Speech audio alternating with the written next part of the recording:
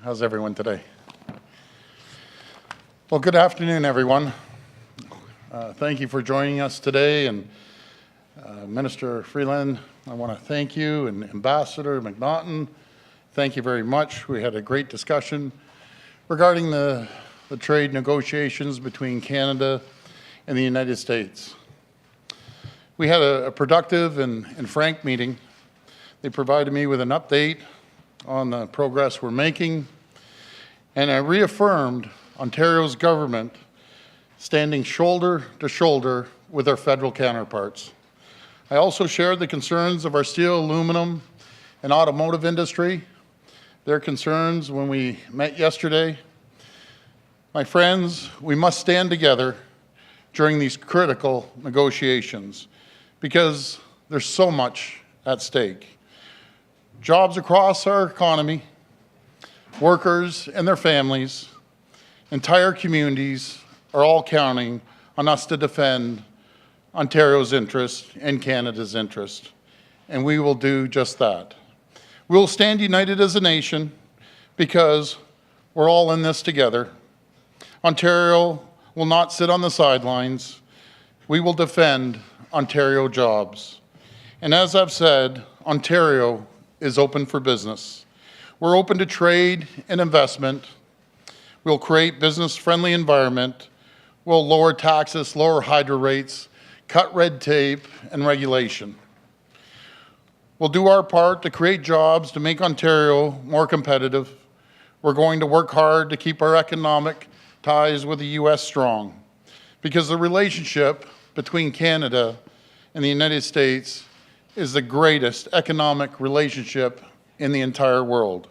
Our province is already, just think of these numbers, out of 19, we're the largest, 19 states, we're the largest trading partner. We're number 2 to 9 other states. And these numbers are staggering. We trade $390 billion. Ontario alone does trade of $390 billion a year in 2017. That's roughly about 55% of overall trade that we do with the United States. And we want to expand this even further. I'm ready to take our case to the American political and business people down there and voice our opinion, work closely, again, with our federal counterparts. And it was a real privilege, again, speaking to the minister and the ambassador. We're going to be working hand in hand to make sure that we negotiate this trade deal and make sure we're successful at that. I believe by working together, we can get a great deal on both sides that we can be proud of, because everyone benefits when a deal gets struck here. The U.S. wins, Canada wins, and Ontario wins, and we look forward to that. And again, Minister, I want to thank you. It was a pleasure. Ambassador, it was a real pleasure, and I want to reaffirm that we will stand shoulder to shoulder with our federal counterparts to make sure that we have an acceptable trade deal with our neighbors and our friends. I emphasize our friends south of the border. Thank you.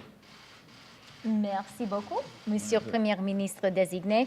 C'était un très grand plaisir pour moi d'avoir l'opportunité de parler avec le Premier ministre désigné de l'Ontario, Monsieur Doug Ford. Nous avons parlé de l'ALENA, de l'acier, de l'aluminium, de le secteur automobilier. Et j'apprécie beaucoup l'appui du côté du Premier ministre désigné Doug Ford pour la position canadienne. So thank you very much, Premier-Designate Doug Ford.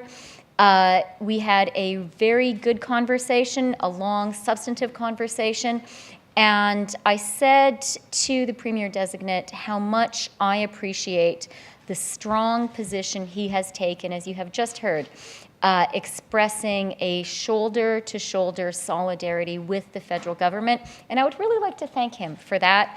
And I would like to thank all of Canada's premiers. This is a very important negotiation for Canada. The Canada-US economic relationship is an important relationship. And one of the things which has been so valuable to Canada as we have gone into these conversations, is the fact that Canada is playing as a totally united team. That is absolutely essential. That is a powerful message for all Canadians, and it's a powerful message for Americans. And in fact, I was very glad I was in Washington this morning with Ambassador McNaughton, and I met this morning with Ambassador Lighthizer, the USTR, to continue our NAFTA conversations. And he asked me about the election in Ontario, and I was really glad to be able to say to him that I was coming back to Toronto this afternoon. I would be meeting with the Premier-Designate, and that we have, and I'm confident will continue to have, a very strong united position. Great. Thank you. Questions one at a time here at the mic. Please step up. Lauren Pelly, CBC News. Mr. Ford, there's growing concern in Toronto about what a change in government could mean for the support for harm reduction efforts in the city amid the ongoing deaths from opioids. Will your government continue to support those efforts that are already in place? Well, I've always said, I've said it throughout the election and leadership, we are putting $1.9 billion into mental health, addiction, and housing support.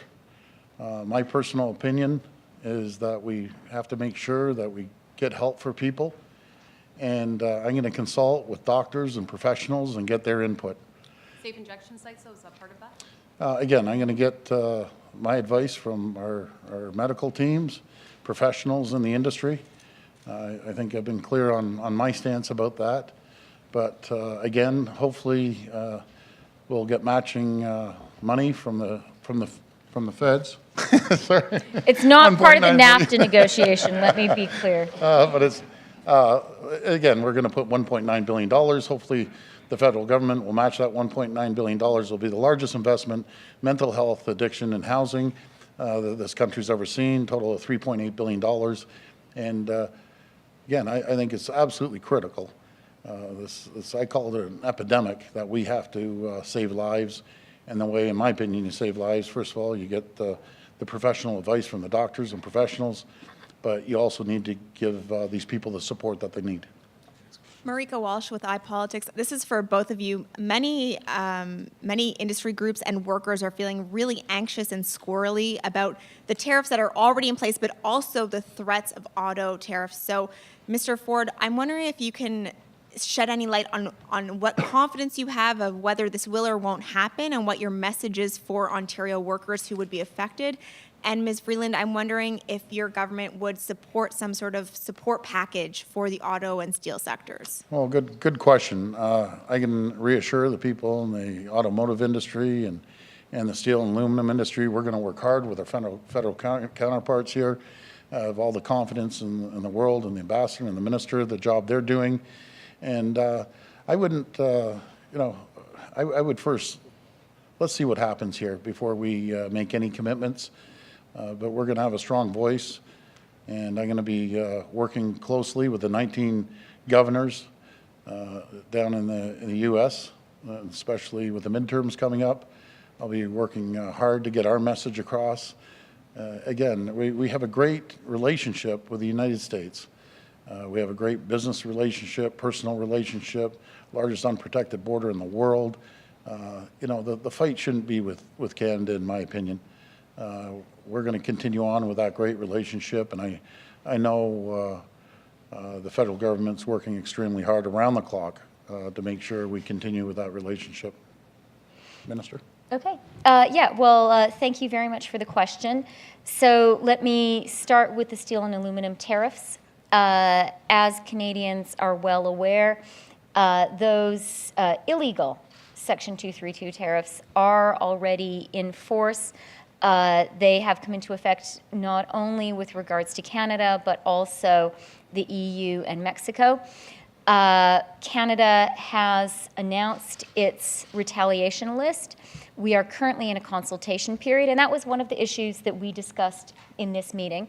That consultation period is important. It is giving stakeholders an opportunity to share with us views on what should and should not be on the list. It is giving provinces, as we just discussed today, an opportunity to share what should and should not be on the list. So that's an important process. We are working very, very energetically on that. And we have also been extremely clear, as I was today in my conversation with Ambassador Lighthizer, as we have been publicly clear many, many times, that on July 1st, Canada's retaliation list will come into effect. And I want to be clear with Canadians, this is a perfectly reciprocal, measured response. Also important, I think, for Canadians to appreciate that we are working in very close consultation with our allies. I speak to Cecilia Malmström, the EU Trade Commissioner, extremely regularly. I spoke to her again today. So we are doing this in concert with our allies. We've also raised cases both at the WTO and at NAFTA. And at the WTO, in addition to the Canadian case, the EU has raised a case, Mexico has raised a case, Japan has raised a case, Norway has raised a case, Thailand has raised a case. So this is now really the reality that the world is saying this action from the United States is illegal and unjustified, and we're making that case. Okay, next question. Justin Giovanetti from the Globe and Mail. Minister Freeland, can you tell us how close are you to bridging the auto parts, the auto section of NAFTA, which seems to be the main sticking point in talks right now? That's a really good question. And we did talk both with the Premier-Designate. We spoke a lot about autos and rules of origin, and I discussed that with Ambassador Lighthizer today. NAFTA is a trilateral deal, and when it comes to rules of origin, there are some important conversations that have to be had with Mexico. Those conversations are happening. I feel that we have made, over the past months, really since January, when Canada put forward some creative ideas, the U.S. responded to them in a productive way in March. And I think since then, we have made really significant progress on the rules of origin. It may sound to people like that's a long time, but this is very, very, very complicated. It is fiendishly complicated, as anyone in Ontario's auto industry will tell you. So I think good progress has been made to date. It's something I discussed with Ambassador Lighthizer, and we talked about a plan to work on and hopefully conclude that part of the negotiation. Okay, next question. Hi, Megan Fitzpatrick from CBC News. I have a two-part question for Mr. Ford and one question for Minister Freeland. Wow. Yeah. Three. I got to Three pack them in all one. in one That's shot. pretty good. Mr. Ford, you were talking about Ontario being open for business. Yesterday, you were talking, and you just outlined again some of the measures you intend to take to make Ontario more competitive, and that includes tax cuts, corporate tax cuts. And you campaigned on a message of relief is on its way. But in your platform, those tax cuts aren't set to come in until year 2 or 3 of your mandate. So I'm wondering why that is. If you're promising relief to the Ontario business community, why not do those tax cuts right away? And you were speaking a minute ago about reassuring workers in the auto industry and the steel industry and so on. Why weren't there any representatives of workers at the meeting yesterday? Why were those only industry representatives and no union representatives? And Minister Freeland, you were saying that this is useful to have Mr. Ford standing shoulder to shoulder, sign of solidarity. But beyond that, this meeting today and this show of support, are there any concrete actions you would like to see Mr. Ford take in terms of lobbying the American administration, officials? I mean, what advice do you have for him as he takes on this big challenge in just a few weeks? So, Who wants to go Mr. Ford, first? why don't you start? Okay, well, first of all, we'll be taking measures. We're already starting to take measures on reducing the burden onto companies and also the people of Ontario. we're going to reduce the gas tax by 10 cents per liter, which plays a role right across the board. We will be visiting the tax relief for small businesses of 8.75%, as well as the corporate tax of bringing it down from 11.5 down to 10.5. But that's only in And year two, right? again, we will confirm that. We want to, well, it may change because we want to find out what are the real numbers, because we don't know the real numbers yet. When we get into office, we'll find out the real numbers. We'll have a Minister of Finance, I should say. We'll be going through the books. We're also bringing external auditors in to go line item by line item review to drive efficiencies. So the people and the businesses of Ontario will have tax relief. Again, we have 380,000 regulations here in Ontario. We've given the direction to our secretary to start reviewing that. And I just want to mention Steve Orsini is an incredible person. I have a great deal of respect for him. And he's doing an incredible job so far, and we're going to make sure that we're competitive. We're going to be competitive around the world, because it's not about competing against the person down the street any longer, or even maybe another province. We're competing on a worldwide market right now, and we will be the most competitive market in the entire North America to do business in, as sure as I'm standing here. The other part of my question, please, if you don't mind, sir, on the meeting yesterday and who was invited and who was not. Well, we invited industry leaders. I'm also going to be meeting with some union members. Matter of fact, I met with one of the heads of the union this morning. We didn't make a big deal about it, but I had a great meeting with him, and I'm going to meet with other union leaders, because this isn't about any longer about management versus union or liberal versus conservative. We're uniting as a country. We're going to stand together. No matter if you're union, non-union, management, liberal, NDP, conservative, we're going to stand together as a united country, and we're stronger together than we are apart. And the union understands that, and they know they have to be competitive, because if we aren't competitive, we aren't going to be in business. It's very simple, but we plan on being competitive. But thank you for the question. So as for the premiers, let me just start by saying thank you to all of Canada's premiers. We have really been very effective as a country in playing as Team Canada in this very critical negotiation. And I am really grateful for all the work that premiers across the country have been doing in being part of the Team Canada effort.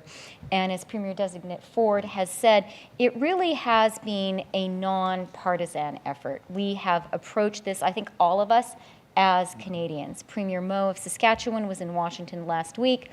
I briefed him before he went, and he worked closely with our embassy there. And this is very effective, very important. So when it comes to Premier-Designate Ford, one of the things we talked about was the role that premiers have been playing, all of the premiers in the country, in going out, talking directly to their counterparts in the United States, the governors.